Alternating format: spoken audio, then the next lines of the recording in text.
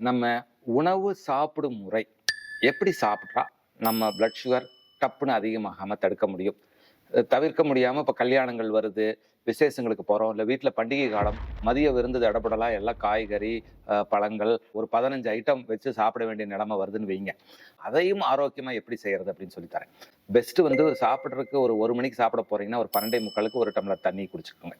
அதுக்கப்புறம் சாப்பிட ஆரம்பிக்கும் முதல்ல இந்த சூப்போ இல்ல ஒரு 1/2 டம்ளர் ரசம் இல்ல கடைஞ்ச மோர் பெஸ்ட் ஒரு 1/2 டம்ளர் குடிச்சிட்டு அப்புறம் சாப்பிட ஆரம்பிச்சிங்கன்னா அதனால என்ன பலன்னா நம்ம பசியை அது மட்டுப்படுத்திடும். அதுக்கப்புறம் திட உணர்வு எடுக்கிறதுக்கான தேவை குறைஞ்சிரும். பிளஸ் இதுக்கு பேர் அப்பிடைசர்னு சொல்லுவாங்க. இது போய் இந்த மோர் ஆகட்டும் சூப் ஆகட்டும் உள்ள போய் நம்ம நொதிகளை ஏற்கனவே சுரக்க வச்சிரும். நொதிகள் சுரந்து நமது வயிற்று பகுதி சிறுகுடல் பகுதி எல்லாம் வரப்போற உணவுக்கு தயாரா இருக்கும். ஜீரண சக்தி அதிகரிக்கும். ஸோ அதுக்கப்புறம் நம்ம என்ன பண்ணணும், முதல்ல நம்ம அந்த இலையோட ஓரத்துல வைக்கிறாங்க இல்லையா, பொரியல் கூட்டு இதையெல்லாம் முதல்ல நல்லா சாப்பிட்டுட்டு அப்புறமா தான் சாதத்துல கை வைக்கணும்.